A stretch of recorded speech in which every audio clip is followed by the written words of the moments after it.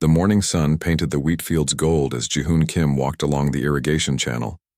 His boots crunched on the dry earth, and sweat already dampened his shirt. The planet Tega 7 had two problems. It was hot, and it was boring. Most days Jihoon preferred boring. He checked the water flow, making notes on his old tablet. The eastern fields needed more water. The crops looked good this year, maybe good enough to buy that new processor he needed. Jihoon smiled at the thought. Simple problems, simple solutions. That was life on a farming colony at the edge of known space. Then he heard the explosion. The sound rolled across the fields like thunder. Jihoon looked up and saw smoke rising from the forest beyond his property. Black smoke, thick and oily. That was not normal. Nothing ever happened here. That was why people came to Tega 7. He should call the authorities. That was the smart thing to do. But Jihoon found his feet moving toward the forest. Curiosity pulled him forward. Maybe someone needed help. 3 years ago, his wife died because help came too late. He would not let that happen to someone else if he could prevent it. The forest was cooler, darker. Jihoon pushed through the undergrowth, following the smoke. His heart pounded. What if it was dangerous? What if raiders had come, but raiders did not crash? Crashes meant accidents. Accidents meant survivors who needed help. He found the crater 15 minutes later. It was deep, maybe 10 meters across. At the bottom sat a small pod, roughly the size of his agricultural hauler. Metal, smooth and dark, with strange symbols glowing faintly on its surface. Not human writing, not human technology. An alien ship. On his planet. In his forest. Jihoon's mouth went dry. He had never seen an alien before. Few humans had. Earth and its colonies kept to themselves mostly. The galaxy was big, and humans were new to it. They knew other species existed out there, but contact was rare. He should definitely call the authorities now. Let them handle it. That was what they were paid for. But then, he saw the damage. Long black scorch marks ran along the pod's surface. Blast marks. Someone had shot at this ship. Someone had been trying to kill whoever was inside. Jihoon climbed down into the crater. The metal was still warm under his hands. He found a seam in the hull and pulled. It did not move. He pulled harder. Nothing. Then he noticed a symbol that looked like a hand. He pressed it and the hatch hissed open. Cool air rushed out and Jihoon peered inside. The interior was cramped, designed for one person. Emergency lights flickered red, and there, strapped into the pilot's seat, was someone who was definitely not human. She was female, he thought. The body shape suggested it, but her skin was like nothing he had ever seen. Silver blue, smooth and somehow luminous even in the dim light. Strange markings covered her arms, patterns that seemed to shift when he looked directly at them. Her face was humanoid but sharper, more angular. Beautiful in an alien way that made his brain struggle to process what he was seeing. And she was hurt. Badly hurt. Burns covered her left side. Her breathing came in shallow gasps. Blood, dark purple blood, seeped from wounds across her torso. The crash had not done this. The weapon's fire had Jihoon made his decision in that moment. He did not think about governments or protocols, or the fact that he had no idea how to treat an alien. He thought about his wife, dying slowly because medicine came too late to their distant colony. He thought about how it felt to be helpless and alone. He would not leave this person to die alone. Getting her out of the pod was hard. She was unconscious, and though she looked slender, she was heavier than he expected. Jihoon managed to lift her onto his shoulders and climb out of the crater. Every step back through the forest was torture. His back screamed, his legs shook, but he kept moving. His hauler was where he left it. He laid the alien woman carefully in the cargo bed and drove home as fast as the old machine would go. His farmhouse appeared ahead, simple and sturdy. He had built it with his own hands after arriving on Tega 7. Now it would serve as a hospital. Minji was in the kitchen when he carried the alien inside. His niece looked up from her tablet, and her eyes went very wide. Uncle Jihoon, she said slowly. That is an alien. Yes, Ji-hoon agreed. A hurt alien. Very hurt. I need your help. Minji was 16 and brilliant. She wanted to be a xenobiologist when she finished school. Now she had a real alien to study, though not under circumstances she would have chosen. She ran to her room and came back with every medical text she had downloaded. They cleared the basement and made a bed. Ji-hoon had veterinary supplies for his animals and a basic medical kit. It would have to be enough. They cleaned the wounds as gently as possible. The alien's blood was thick and dried quickly. That was good. She would not bleed out at least. Minji scanned through articles and research papers on her tablet. Her physiology is similar to ours, she said, sounding surprised. 2 lungs, 1 heart. No, wait, 2 hearts. But the basic structure is close enough. I think we can use human medicine. They worked through the night. They stitched wounds using veterinary thread. They applied burn cream meant for animals, but that seemed to help. They gave her water through a tube when she would not wake up to drink. It was crude medicine, desperate medicine, but slowly the alien woman stabilized. As dawn broke, Ji-hoon sat beside the makeshift bed and watched the alien breathe. She was alive. That was what mattered. He still did not know who she was, or why someone had tried to kill her. He did not know if he had just made a terrible mistake by not calling the authorities, but he knew one thing with absolute certainty. He would protect her. Just as he had failed to protect his wife, he would not fail this stranger who had fallen from the sky. "Uncle," Minji said softly. She was staring at her tablet screen. "I found something about her pod. The markings are Valari script. The Valari they were a race from the northern quadrants, but there are not many left. The Vorath Dominion conquered their homeworld 5 years ago." Ji-hoon looked at the sleeping alien with new understanding.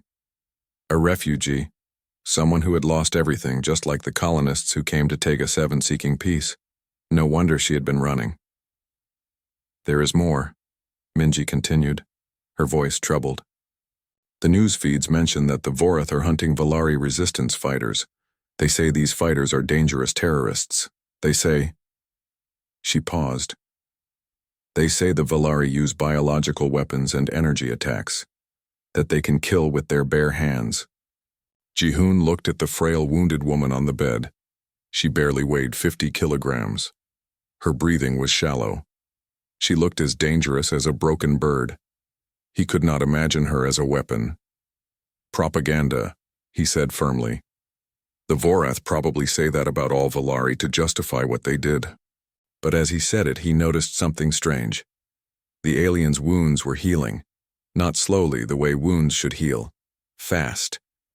He could see the edges of the burns tightening, the color returning to normal. By the afternoon, injuries that should have taken weeks to heal had closed completely. And that night, when Ji-hoon checked on her, the lights in the basement flickered. The air felt strange, charged with static electricity. The markings on her arms glowed faintly in the darkness, pulsing with an inner light that had nothing to do with the lamps. Ji-hoon Kim was a simple farmer. He grew wheat and fixed machines and lived a quiet life. But as he watched the mysterious alien woman sleep, surrounded by strange energy he could not explain, he realized his quiet life was over. He had brought something incredible into his home. Something powerful, something that people would kill for. He just hoped he would not regret his kindness. Outside, in the orbit of Taiga 7, sensors detected the faint energy signature of Valari technology. A dark ship adjusted its course, moving silently toward the planet's surface. The hunt had begun. Sora opened her eyes and immediately wanted to close them again. Pain flooded through her body like fire. Her left side burned. Her chest ached with every breath. For a moment she could not remember where she was or how she had gotten there. Then memory crashed back. The ambush. The carrier exploding. Her ship torn apart.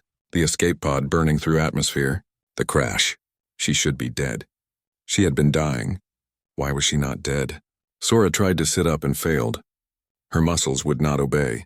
She was in a room, small and dim. The walls were made of rough wood. A basement, perhaps.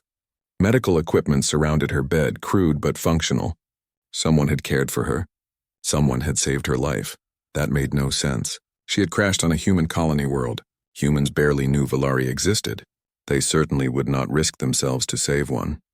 They would call their authorities. They would hand her to the Vorath for a reward, unless they did not know what she was. Unless they had not yet realized the danger she brought, she had to leave. Now. Before the Vorath found this place. Before innocent people died because of her, Sora forced herself to stand. The room spun violently. She grabbed the wall for support, breathing hard. Her body was healing, but slowly, too slowly. She needed time, and time was the one thing she did not have. Footsteps on the stairs made her freeze. Someone was coming. Sora looked around desperately for a weapon. There was a metal rod leaning against the wall, probably used for farming. She grabbed it, her hands shaking. A man appeared in the doorway. He was human, tall and broad-shouldered, with kind eyes and rough hands. A farmer, Sora guessed. He stopped when he saw her standing, holding the rod like a weapon. "Easy," he said gently, raising his hands. "I'm not going to hurt you. My name is Jihoon. You're safe here." The words meant nothing. Sora did not speak the human language, but his tone was calm, unthreatening. He held no weapon. His posture was open, peaceful. Warriors recognized warriors, and this man was no warrior. He was just what he appeared to be. A simple farmer who had somehow found her. Sora lowered the rod slowly. Her legs gave out, and she sat down hard on the bed. Jihoon moved forward, offering a cup of water. She took it suspiciously, sniffed it, then drank. Clean water. No poison, no drugs. Just water. "Thank you," she said in her own language. The word sounded strange after so long in combat. How long had it been since she simply said thank you to anyone? Jihoon smiled, though he clearly did not understand. He pointed to himself. "Jihoon." Then he pointed to her, his expression questioning. "Sora," she said. Her real name was longer, more complex, but humans could not pronounce it. Sora would do. Over the next 3 days, Sora healed and learned. Jihoon and his niece Minji brought her food and medicine. They changed her bandages and checked her wounds with careful gentleness. They asked nothing in return. They wanted no payment. They simply helped her because she needed help. It confused Sora deeply. In her experience, everyone wanted something: power, resources, recognition. But these humans seemed content with simple kindness. It made no strategic sense, and yet it touched something in her she thought had died with her homeworld. Minji taught her the human language with impressive speed. The girl was brilliant, eager to learn about Valari culture in exchange. Sora found herself sharing stories of her people, carefully edited to remove anything too dangerous. She spoke of their art, their music, their love of beauty. She did not speak of their wars or their weapons or the day the sky burned. By the third evening, Sora could speak basic Korean. Her people learned quickly when needed. It was a survival trait honed over centuries of adaptation. "Why did you save me?" she asked Jihoon as they sat together in the quiet basement.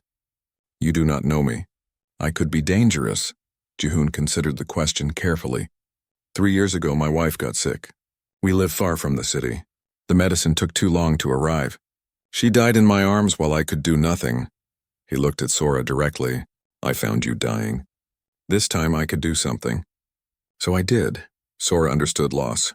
She understood the weight of helplessness. For the first time since the war began, she felt tears in her eyes. She wiped them away quickly, embarrassed by the display of weakness. "I am sorry about your wife," she said quietly. "Thank you, and I'm sorry about whatever made you run." That night the nightmares came. Sora dreamed of fire and screaming. She dreamed of the carrier firing on evacuation ships. She dreamed of making the choice to destroy it, knowing Vorath soldiers would die but saving thousands of civilians. She dreamed of their faces as they burned. She woke gasping. But she was not in the basement. She was standing in Jihoon's bedroom, having walked there in her sleep. The window was shattered. Glass covered the floor, and around her body, faint and flickering, a translucent shield of pure energy slowly faded. Jihoon stood by the wall, shocked but unafraid. He had seen the shield. He had seen what she could do. "I am sorry," Sora whispered. "I did not mean to. The nightmares, sometimes my abilities activate without control when I sleep." "Abilities," Jihoon repeated. Not a question. A statement. He had suspected. Now he knew. What are you, Sora? Really? She wanted to lie. But he deserved the truth. I am Valari. My people had special gifts. We could manipulate bioenergy. It made us strong. It made us dangerous. It made us targets. The Vorath conquered your world because of these abilities. They wanted our energy crystals. When we refused to mine our sacred sites, they took everything by force. Most of my people are dead. The survivors scattered. I was running from a Vorath hunter group when my ship was destroyed. Jehun absorbed this quietly. Then he did something that surprised Sora completely. He began cleaning up the glass. We will get this window fixed tomorrow. For tonight, you can sleep on the couch. Try not to destroy the living room. Sora stared at him. You still want me here? Even knowing what I am? You are hurt and scared and far from home. That is what I know. Jehun looked at her steadily. What you can do does not change that you need help. I am not going to stop helping you. His simple acceptance nearly broke her. Sora had commanded fleets. She had destroyed enemy positions with her bare hands. She was the Silver Phoenix feared across 3 sectors. And here was a farmer offering her a couch with the same casual kindness he might show to any guest. The next morning, Minji burst into the kitchen with her tablet. Uncle, there is a ship in orbit.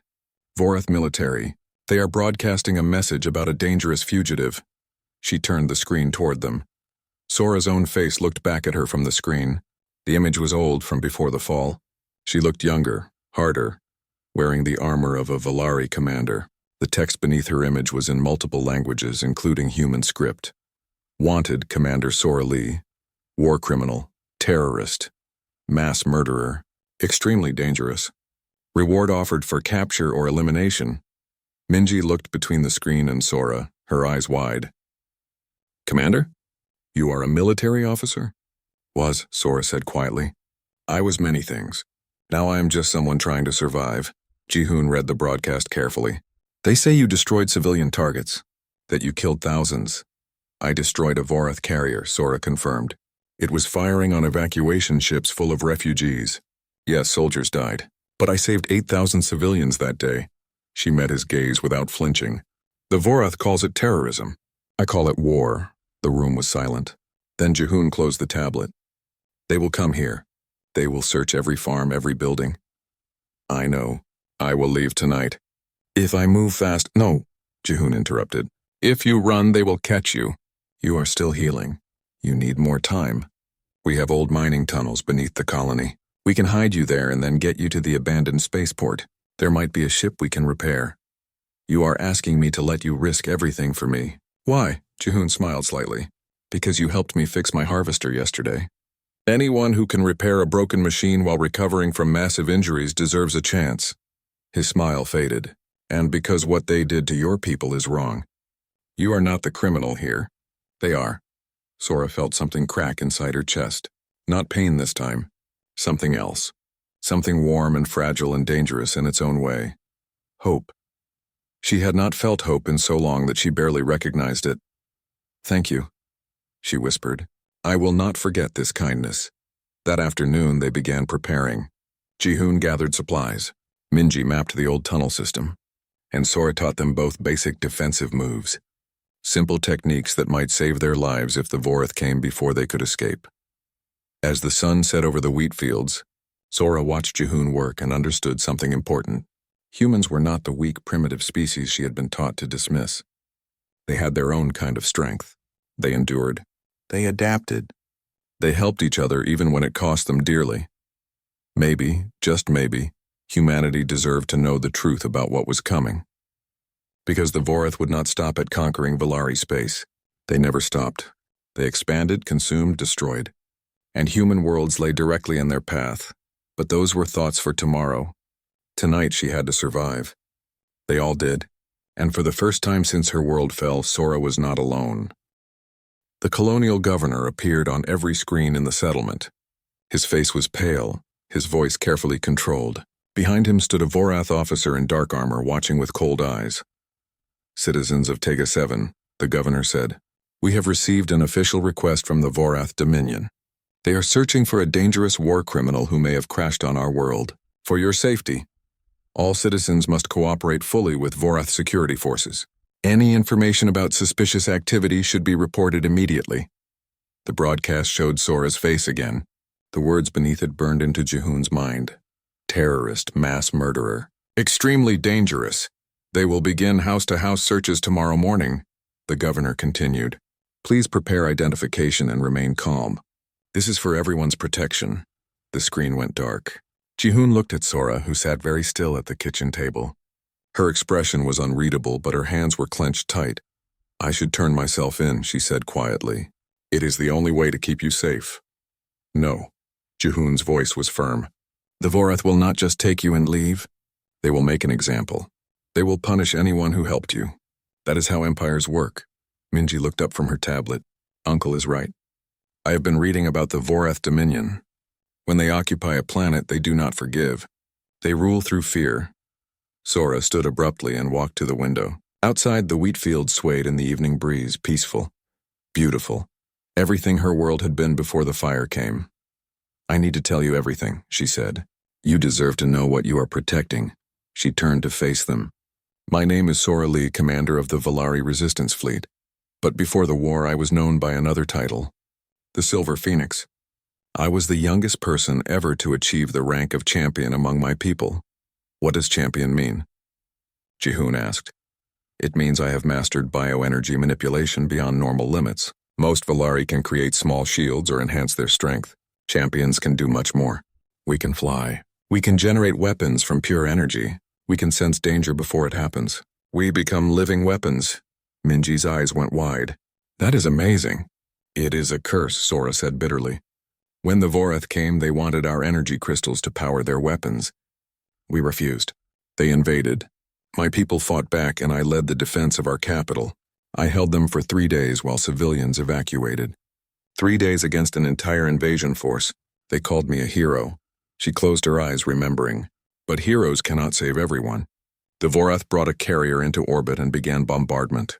They were targeting evacuation ships. Thousands of refugees were about to die. I made a choice. I flew up. Yes, I can survive in space briefly, and I destroyed the carrier's main reactor. The ship exploded. Everyone aboard died. 800 Vorath soldiers. You saved thousands by sacrificing hundreds, Jihoon said. That is not murder. That is war. The Vorath disagree. They labeled me a war criminal. They hunted me across 4 systems. Every person who helped me died. Every safe house was burned. I lost everyone I cared about. Sora's voice cracked. I am poisoned, Jihoon. Everyone near me eventually suffers. Jihoon walked over and placed a hand on her shoulder. Then we will be the first people to help you who survive. But only if we are smart. Only if we work together. Minji interrupted, her voice excited. I found something. In your escape pod, there was encrypted data in the navigation computer. I broke the encryption. She held up her tablet. This is intelligence about Vorath military movements, troop deployments, supply routes.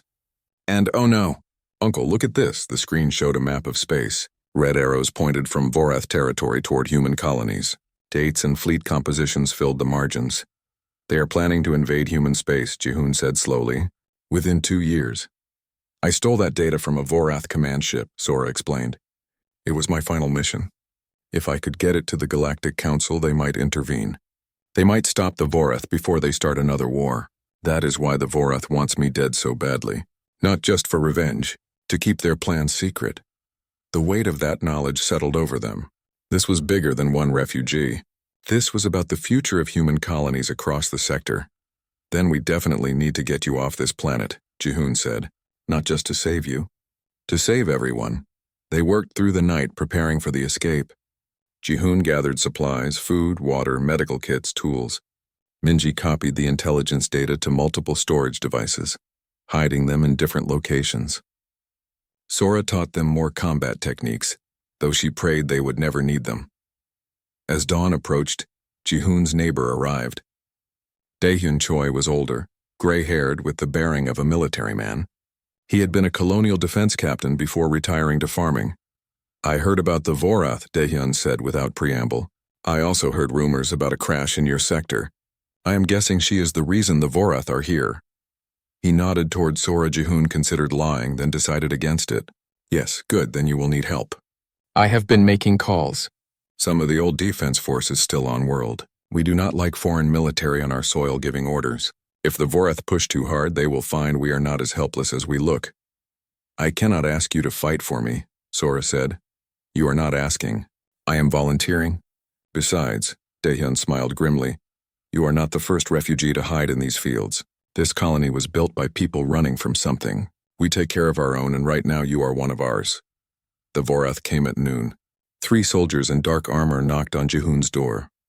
Their leader was tall and carried himself with absolute confidence. A veteran, Jihoon recognized. Someone who had killed before and would kill again without hesitation. We are conducting a security search, the soldier said in accented Korean. You will allow us entry and answer questions. It was not a request. Jihoon stepped aside. Sora was hidden in the basement, concealed behind false walls they had built during the night. Minji sat in the kitchen, trying to look calm. The soldiers searched efficiently. They checked rooms, scanned for energy signatures, questioned Minji about what she had seen. They found nothing suspicious. Jihoon's heart pounded, but he kept his face neutral. Years of hard farming had taught him how to endure discomfort without showing it. Then one soldier noticed the basement door. What is down there? Storage, Jihoon said. Tools and supplies. We will check anyway. They descended the stairs. Jihoon followed, his mind racing. The false wall was good, but would it fool military scanners? The soldier pulled out a device and swept it across the room. Numbers flickered on its screen. Energy signature detected, the soldier said. Faint but present. Bioenergy pattern. He looked at Jihoon with cold eyes. Valari? The soldier raised his weapon. Step back now. Jihoon did not think. He just moved.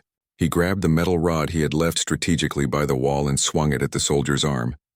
The weapon clattered to the floor. The soldier shouted and his companions thundered down the stairs. The false wall exploded outward. Sora emerged, her eyes blazing with inner light. Her markings glowed bright silver blue and the air around her shimmered with barely contained power. Stop, she commanded. Her voice resonated with authority that made even trained soldiers pause. Then everything happened very fast. One soldier lunged at Jihoon. Sora moved like lightning, covering the distance in a blur. She caught the soldier's arm and twisted. The man screamed and dropped his weapon. She struck another soldier in the chest and he flew backward, hitting the wall hard. The third soldier aimed his weapon at Sora's back. Jihoon shouted a warning. Sora spun and raised her hand. A shield of translucent energy materialized between her and the blast. The weapon fire scattered harmlessly against it. Then Sora attacked. She moved with devastating precision, disarming the soldier and striking nerve points Jihoon did not know existed. Within seconds, all 3 soldiers lay unconscious on the floor. Not dead, unconscious. She had shown mercy even in combat, but the effort cost her. Sora collapsed against the wall, breathing hard. Her wounds had reopened. Purple blood seeped through her shirt. We need to leave now, she gasped. They will send reinforcements. Many reinforcements. Jihoon helped her up the stairs. Minji already had bags packed. They grabbed everything and ran for the agricultural hauler. Behind them, the sound of more vehicles approached. Daehyun appeared with his truck blocking the road. Other colonists emerged from their homes, standing in the way of the approaching Vorath forces. Buying time. Risking everything for people they barely knew. The tunnels are 2 kilometers east, Daehyun shouted. We will hold them as long as we can. Go. Jihoon drove like his life depended on it because it did. Minji held Sora, trying to stop the bleeding. Behind them, the sounds of conflict grew louder. Shouting. Weapons fire. The colonists were fighting back. They reached the tunnel entrance hidden among rocks and vegetation. Jihoon carried Sora inside while Minji collapsed the entrance behind them with explosive charges. They were committed now. Forward was the only direction left. In the darkness of the tunnels, lit only by emergency lights, Sora looked at Jihoon. Thank you, she whispered. I am sorry I brought this to your home. You did not bring anything, Jihoon said firmly. The Vorath did. They are the ones destroying peace. We are just refusing to let them win. The tunnels were cold and dark. Water dripped somewhere in the distance, echoing off stone walls. Jihoon led the way with a flashlight while Minji checked their route on her tablet. Behind them, Sora limped along, one hand pressed to her bleeding side. They had been walking for 3 hours. The tunnel system was vast, built decades ago when the colony first mined the region for minerals. Most passages were abandoned now, forgotten by everyone except old-timers like Daehyun, who remembered when the colony was young. Stop, Sora said suddenly. I need to rest. She slid down the wall, her silver-blue skin pale in the flashlight. The fight had taken too much from her. Her healing ability was incredible, but it required energy she did not have after days of recovery. Ji-hoon knelt beside her and checked the wound. It was bad. She needed proper medical attention, not tunnel floors and emergency bandages. "How much farther?" he asked Minji. 12 kilometers. But there is a problem. Minji turned her tablet around. The Vorath have deployed sensor drones. They are scanning the tunnels systematically. They will find us in maybe 4 hours. Then we move faster, Ji-hoon said. I will only slow you down, Sora said quietly. Leave me. Take the data to the spaceport. Find a way to transmit it to the Galactic Council. No. Ji-hoon's voice was flat. We all go or none of us go. You're being foolish. I am not worth— You are worth it, Minji interrupted. You fought the Vorath when no one else would. You saved thousands of people, and you protected my uncle even though you were hurt. That makes you worth it. Sora looked at the young human with something like wonder. She had commanded warriors, trained soldiers, led fleets into battle. But these two ordinary humans showed more courage than many trained fighters. They were not strong like Valari. They had no energy powers. They were just stubborn and kind and impossibly brave. All right, she said softly.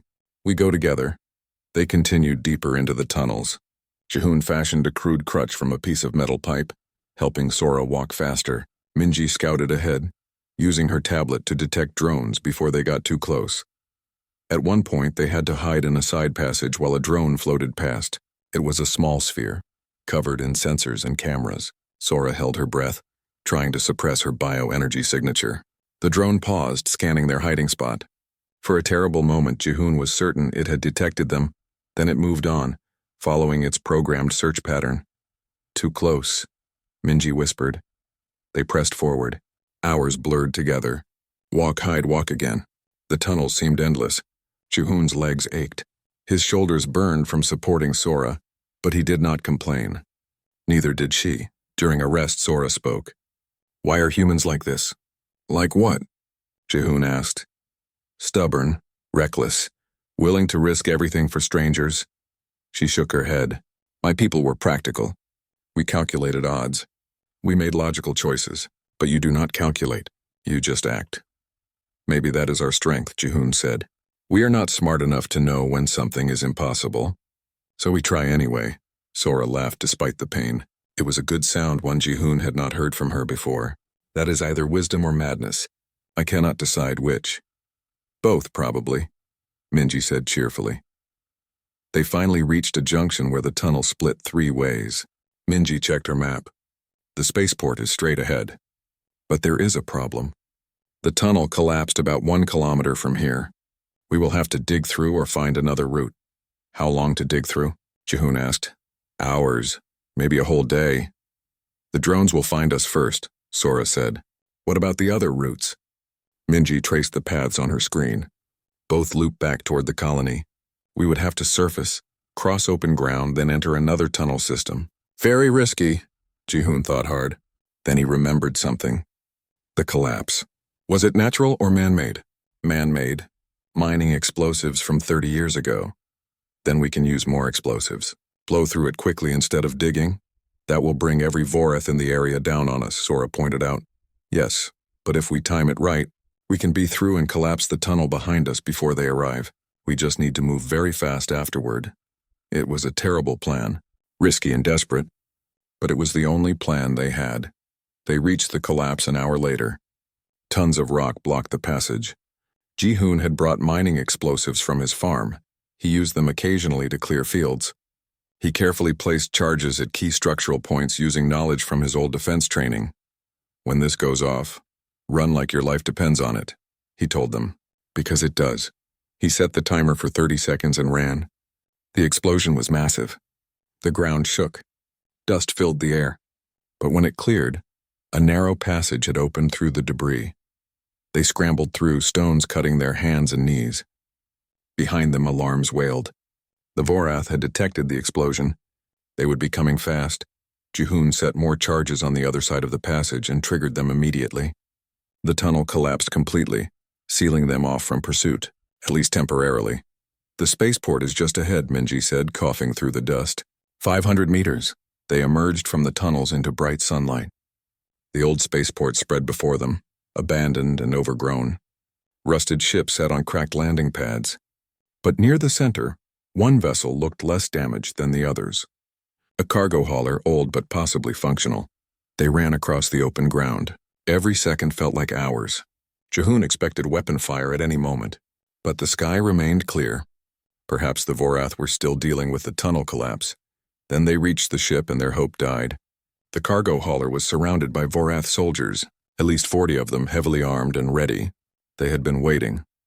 At the front stood their commander, the same officer from the broadcast.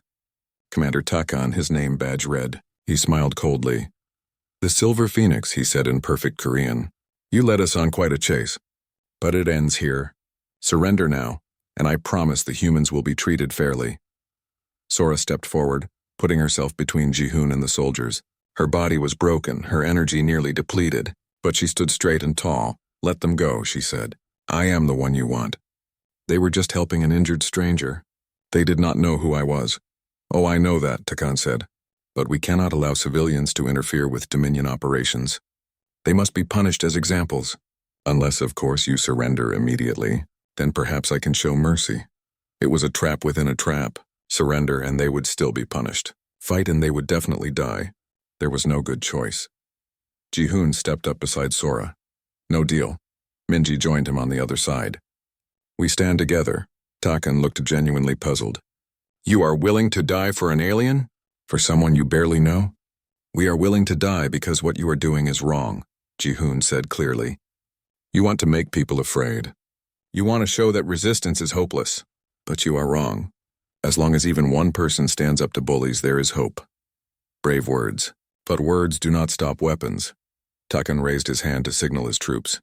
Then something unexpected happened. The ground behind the Vorath soldiers erupted.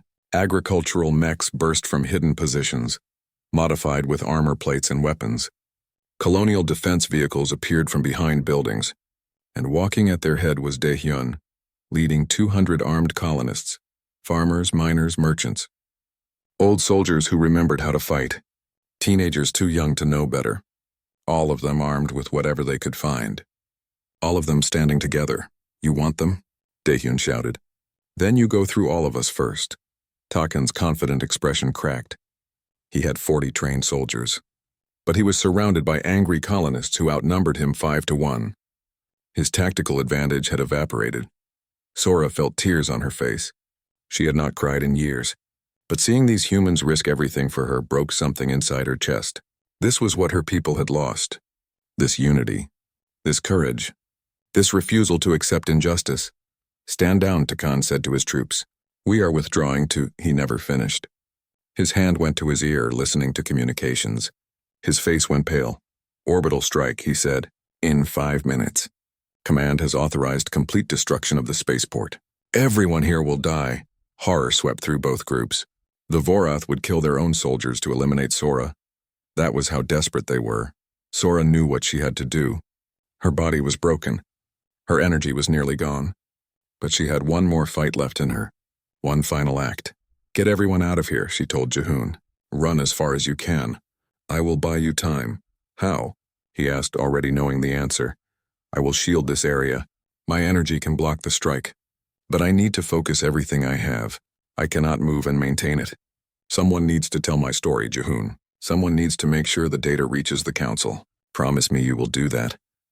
"No, there has to be another way." "There is not. Go. Please." She smiled at him. "Thank you for everything. You showed me that kindness still exists in this galaxy." The sky began to glow. The strike was coming. Everyone scattered, running for cover. But Jihoon stayed, and Minji, and strangely many of the colonists. "What are you doing?" Sora shouted. "Run!" "No," Jihoon said simply. "We stand together." He placed his hand on her shoulder. Others followed.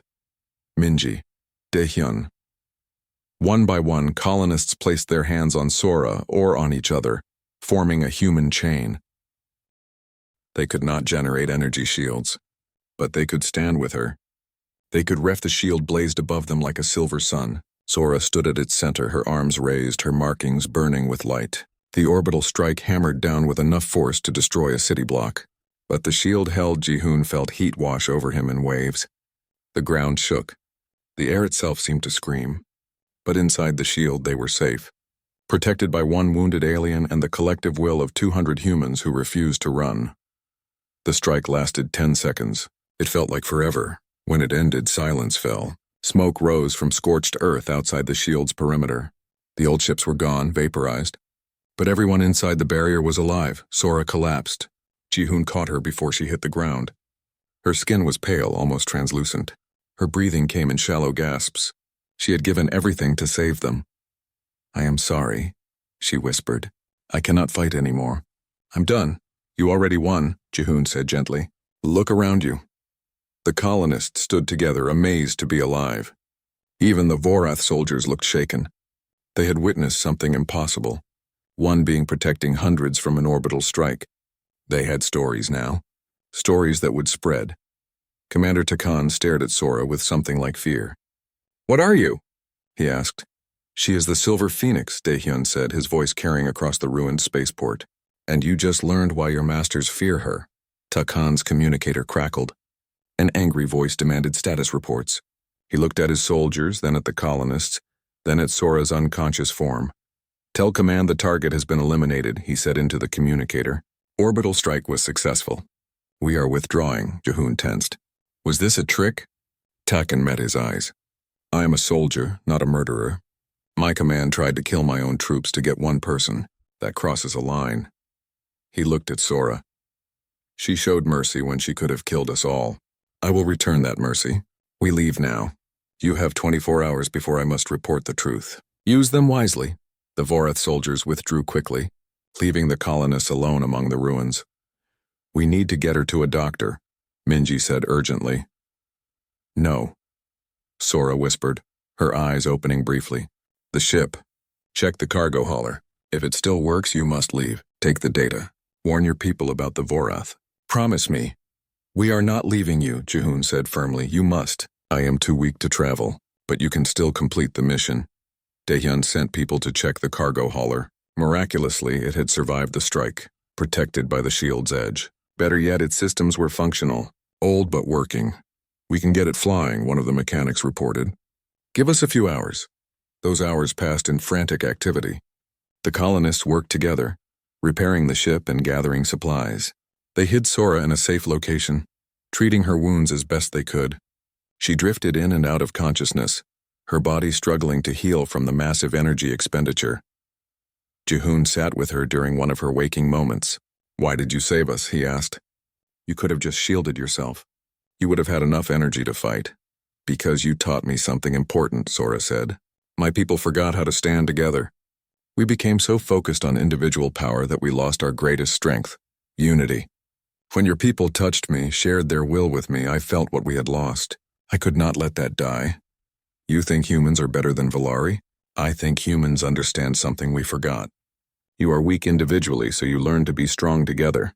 You do not have energy powers, so you developed stubborn hope. You die easily, so you make every life precious." She smiled weakly. "That is not weakness. That is wisdom." As evening fell, the ship was ready. Daehyun gathered supplies, food, medicine, fuel cells. Minji uploaded all the intelligence data, along with footage of the Vorath attack on civilians. Evidence that would prove Sora's innocence and expose Vorath aggression. "Where will you go?" Ji-hoon asked Sora. "With you," she said. "If you will have me. You are too weak to travel. I am too stubborn to quit. You taught me that." She managed to stand with Minji's help. "Besides, you need me. Someone must teach you to fly the ship." Daehyun approached with a group of colonists. "We want to come too." 20 volunteers, former Defense Force mechanics pilots. "If you are starting a resistance, you will need people." Sora looked at the eager faces, young and old, scared but determined. They had families here, homes, lives, and they were willing to leave it all behind to fight for something bigger. "This will be dangerous," she warned. "Many of you may die." "We know," Daehyun said. "But we also know what happens if we do nothing. The Vorath will come for human worlds eventually. Better to fight now while we can still choose our ground." Sora nodded slowly. "Then welcome to the resistance. I promise to lead you well, and to never waste your courage." They boarded the cargo hauler together. The ship was cramped and old, but it flew. Ji-hoon took one last look at his farm. visible in the distance. He had built that life with his own hands. Now he was leaving it behind for an uncertain future. Regrets? Sora asked from the co-pilot seat. No, Jihoon said honestly. For the first time since my wife died, I feel like I am doing something that matters. That is worth more than wheat fields. The ship lifted off, rising above Tega 7. Below, the colonists who remained waved goodbye. They would tell the story of what happened here. The story of how humans and Valari stood together against tyranny. As they broke atmosphere, Minji detected signals. Multiple ships approaching.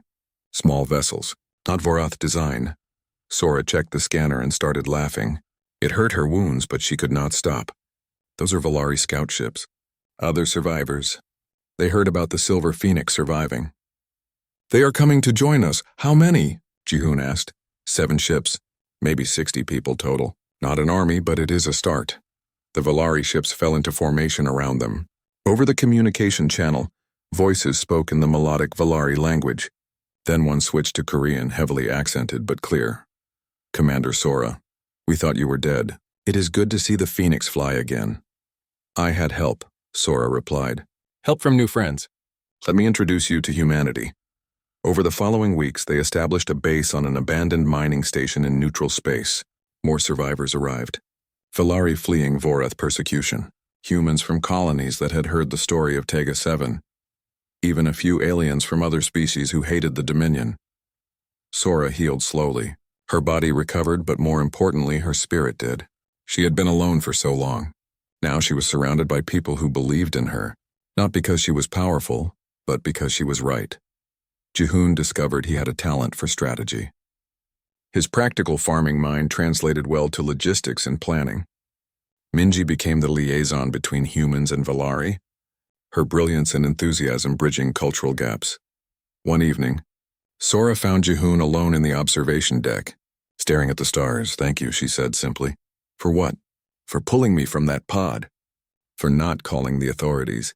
For standing with me when you had every reason to run. You saved my life in more ways than you know. You saved mine too, Jihoon replied.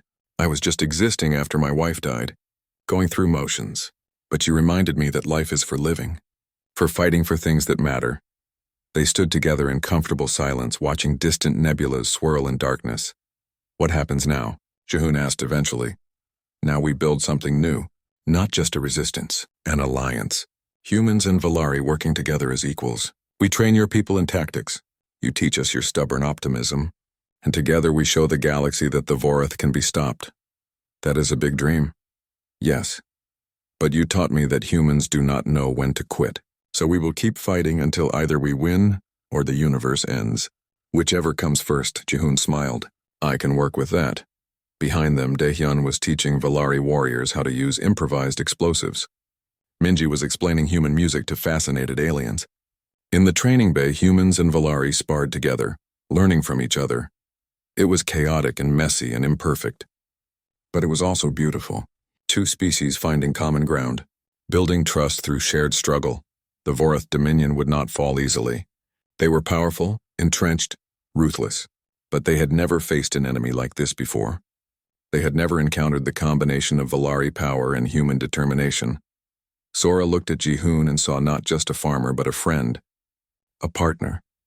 Someone who had risked everything for a stranger and changed the course of history in the process. Ready for tomorrow? She asked. No, Jihoon admitted, but we will do it anyway. That is very human of you. Thank you.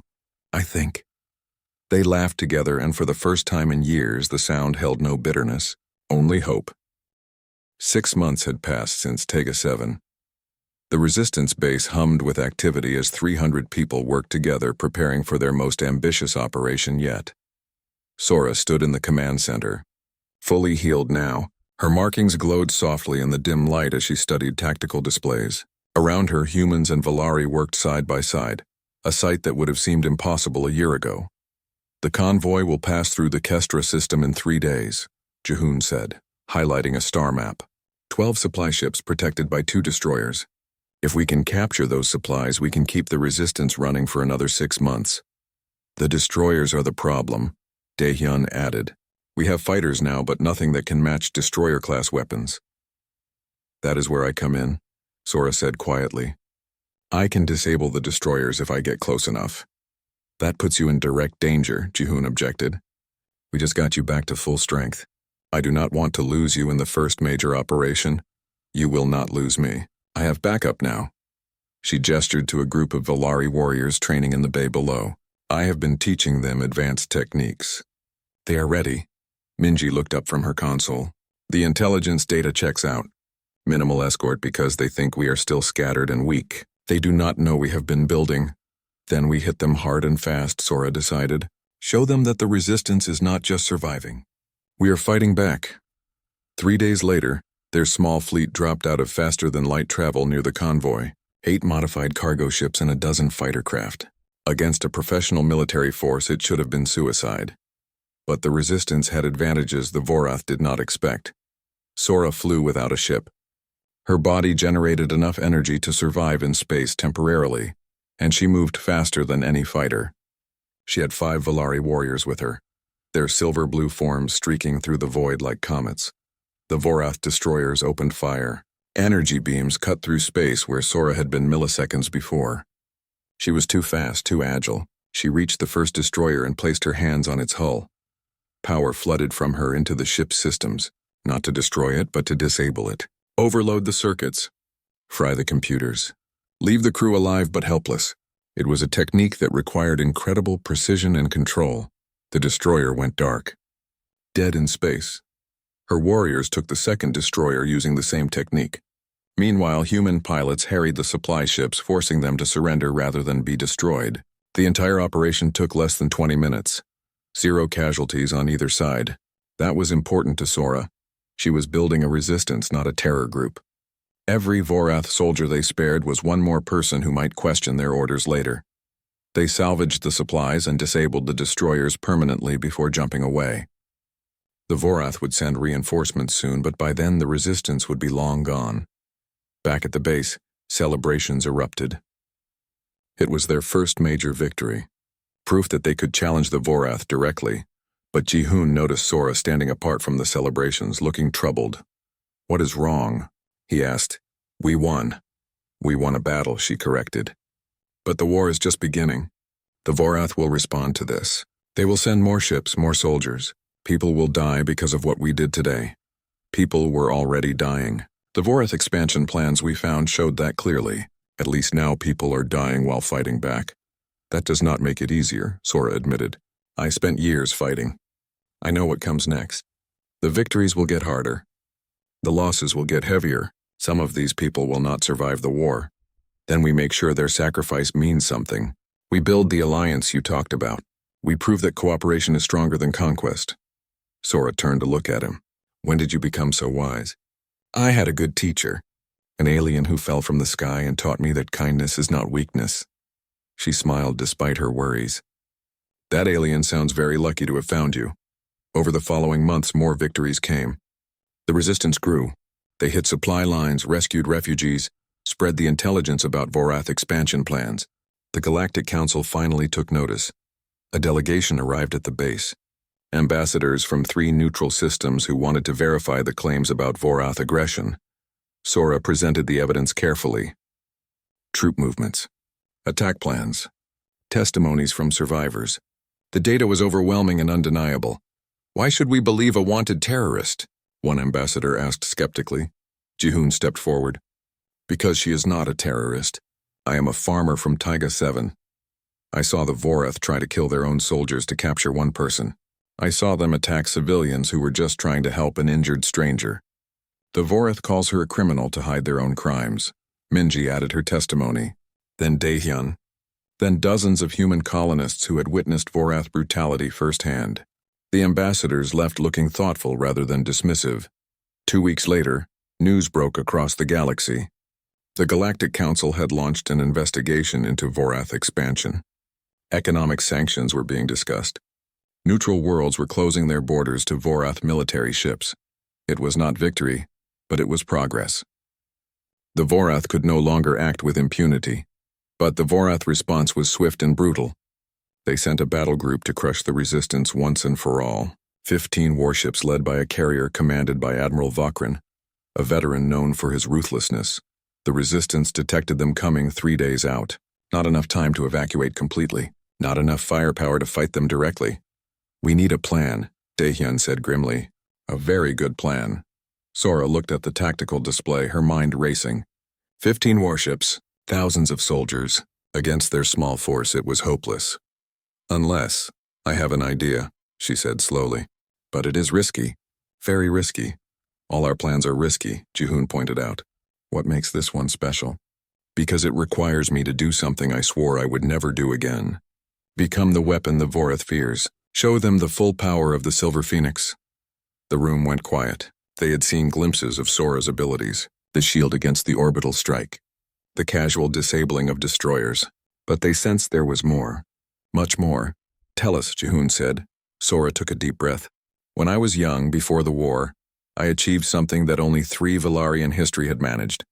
I learned to merge my consciousness with bioenergy completely, to become pure force. In that state, I can do things that seem impossible. Destroy multiple ships simultaneously. Generate shields that cover kilometers. Move faster than weapons can track. That sounds useful, Minji said. Why did you swear never to do it again? Because in that state I lose myself. I become nothing but power and purpose. The last time I did it, I destroyed the Vorath carrier at my homeworld. But I also nearly killed civilians in the process because I could not control it properly. I swore I would never risk that again. But you think you can control it now? Jihoon asked. I think I have something I did not have before. Anchor points. People I trust who can pull me back if I go too far. She looked around the room. You taught me to trust again. To believe in others. Maybe that is enough. What do you need from us? Daehyun asked. I need you to keep me human. When I transform, I will need your voices, your presence. You will be my connection to reality. Without that, I might lose myself completely. We will be there, Jihoon promised. All of us. The Vorath fleet arrived on schedule. Admiral Volkrin broadcast a message demanding immediate surrender. The resistance did not respond. Instead, a single figure flew out to meet them. Sora alone in space, facing down 15 warships. This is the Silver Phoenix, she transmitted on all frequencies. You came here to destroy us. I am giving you one chance to withdraw. Leave now and no one needs to die today. Volkrin laughed. 1 Valari against my entire fleet? You are either brave or insane. Either way you will die. I warned you, Sora said softly. Then she transformed. Her physical form dissolved into pure silver-blue energy. She grew larger, brighter, more intense. The light was blinding even through ship viewports. And from that light came power that sensors could barely measure. The Silver Phoenix had risen. She moved like lightning made manifest. The first warship's weapon systems shut down before it could fire. The second found its engines disabled. The third, fourth, fifth, she swept through the fleet systematically, disabling but not destroying. The Vorath crews watched in horror as their mighty warships became helpless hulks. No weapon could track her. No shield could stop her. She was everywhere and nowhere, an unstoppable force. Jihoon watched from the base, his heart pounding.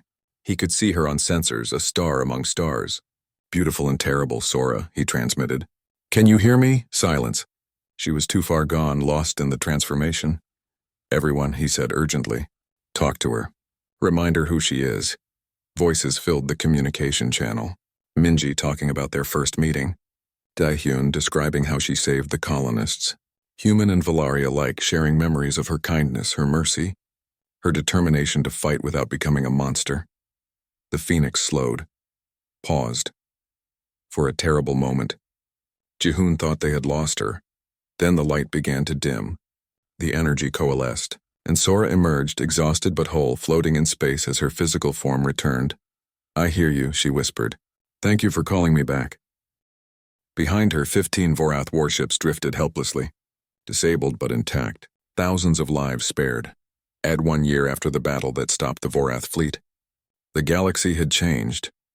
The Galactic Council had formally recognized the Free People's Alliance as the Resistance now called itself. Economic sanctions against the Vorath Dominion remained in place. Several border worlds had declared independence, emboldened by the Alliance's success. The Vorath had withdrawn their expansion fleets, at least temporarily. They were not defeated, but they had learned a costly lesson.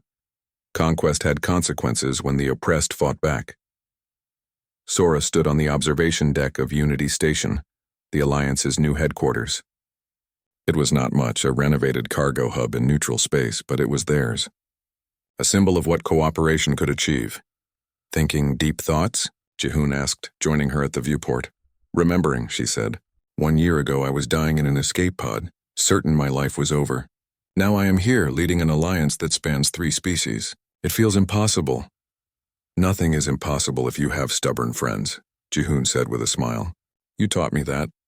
I think we taught each other. She looked at him fondly. How is your wheat field project going? Growing nicely. Hydroponics on a space station is harder than dirt farming. But we are managing. If this works, we can supply our own food instead of relying on trade.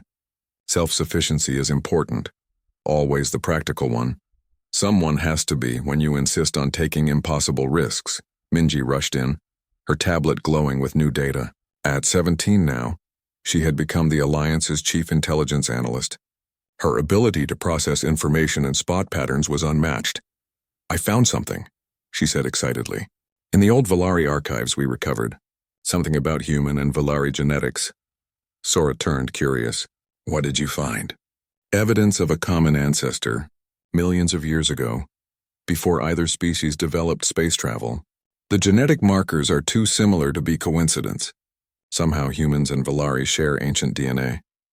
That would explain the resonance, Sora said thoughtfully. Why human determination can amplify Valari energy. We are not different species. We are distant cousins. It also explains something else, Minji continued. I have been testing volunteers.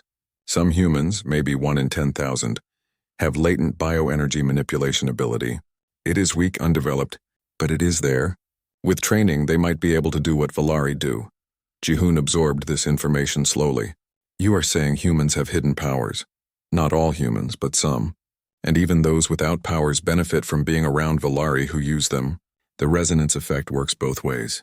We make each other stronger. Sora felt excitement building. This changes everything. If we can train human sensitives, if we can harness the resonance effect deliberately, the Alliance becomes even stronger. Not humans serving Valari or Valari protecting humans. True equals, sharing power. We should start a training program, Jihoon suggested. Volunteers from both species learning together. Already working on it, Minji said cheerfully. Daehyun has agreed to help organize it. He thinks his combat experience will be useful. A chime announced incoming communications. Daehyun appeared on the screen looking serious. We have visitors, he said. A Vorath ship just dropped out of faster-than-light near the station. They are requesting permission to dock. Diplomatic immunity codes. They want to talk. Sora's expression hardened. Could be a trap, possibly. But they are transmitting openly. No weapons charged. And the lead diplomat is Commander Takan. Jihoon remembered the name. The officer from Tega 7 who had chosen mercy when he could have called in more strikes. The one who lied to his superiors to give them time to escape. Let them dock, Sora decided, but full security. If this is an attack, they will regret it. An hour later, they met in the station's conference room. Takan looked older, tired. 2 aides accompanied him, both unarmed as agreed. Thank you for seeing us, Takan said formally. I know this is unusual. Why are you here? Sora asked bluntly. The last time we met, you were trying to capture me. The last time we met, I made a choice that changed my perspective. I saw how willing your allies were to die for you. I saw how you protected them even when you could barely stand. It made me question my orders, and? Jihoon prompted. And I have spent the past year investigating. The official Vorath narrative about the Valari War is lies. Most of it anyway. Your people were not terrorists. They were defending themselves. The Dominion leadership knew this but covered it up. Many Vorath soldiers know this, Takan continued. We are not monsters. We have families, beliefs, honor, but we follow orders. That is what soldiers do. However, orders that violate basic morality should not be followed. I have come to believe this. You are defecting? Sora asked, surprised. Not exactly. I represent a group within the Vorath military. Officers and soldiers who want reform. We cannot overthrow the Dominion leadership. We are not revolutionaries. But we can refuse to participate in unjust wars. We can sabotage expansion plans. We can provide intelligence to the Alliance. He placed a data chip on the table. This contains locations of planned military operations. Supply routes. Command structures. Everything you need to counter Vorath aggression for the next 2 years. Consider it a gesture of good faith. Sora studied him carefully. Why should I trust you? You hunted me across systems. Because you are building something better than what either of our peoples had before. The alliance is not perfect, but it represents hope. Hope that different species can coexist without domination. I want that for my children. For all our children. The room was silent as everyone processed this. Then Jihoon spoke. A year ago, I pulled a wounded alien from a crashed pod. I did not know who she was. I just knew she needed help. That simple act started everything that followed. He looked at Takan. Maybe this is another beginning, another chance for enemies to become something else. Sora nodded slowly. We will verify the intelligence. If it proves accurate, we can discuss further cooperation. But understand this, Takan. If you betray us, if this is a trick, I will find you. And next time I will not show mercy. I would expect nothing less, Silver Phoenix. Over the following months, Takan's intelligence proved invaluable. The Alliance stopped 3 major operations before they began. More importantly, other Vorath officers began reaching out. Not many. The Dominion was still powerful and ruthless, but enough to matter. The Alliance grew to include 5 species. The training program for human sensitives produced its first graduates, young people who could generate shields and manipulate energy, though not as powerfully as Valari. It was enough. Sora found herself spending less time fighting and more time building, teaching, negotiating, leading not through power, but through example. It was harder than combat in many ways, but also more rewarding. One evening, she and Jihoon sat together in his hydroponics garden. Wheat swayed gently in the artificial breeze, golden and peaceful. Do you ever miss it? Jihoon asked. Your old life, before the war. Every day, Sora admitted. But I also treasure what I have now. Friends, purpose, hope. My old life was comfortable, but it was also complacent. We Valari were so certain of our superiority that we never imagined we could fall. And now?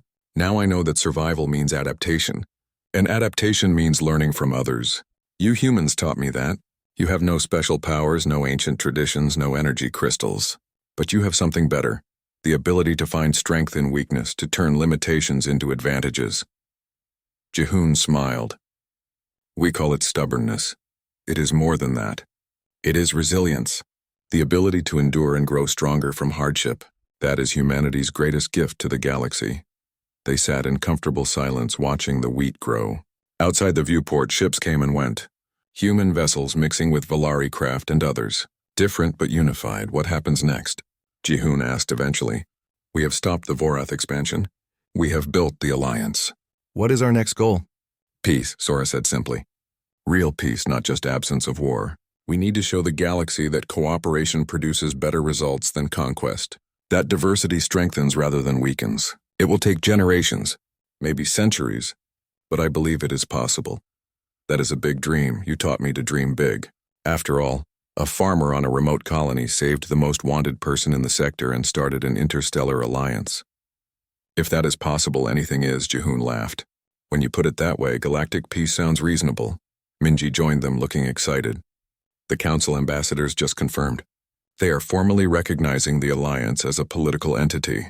We have voting rights now. Representation in galactic government. We did it! Sora felt tears of joy. Not grief this time, not pain, just pure, overwhelming happiness. Her people had been scattered, nearly destroyed. But they had survived. More than survived, they had thrived by embracing cooperation instead of isolation. We should celebrate, Jihoon said. This is a major victory. Later, Sora said. First, I want to visit Tega 7. I never properly thanked the colonists who helped us. Without them, none of this would have happened. They took a small ship, just the 3 of them. The journey to Tega 7 took a week. When they arrived, the colony had changed. New buildings stood beside old farms. A proper spaceport had been constructed.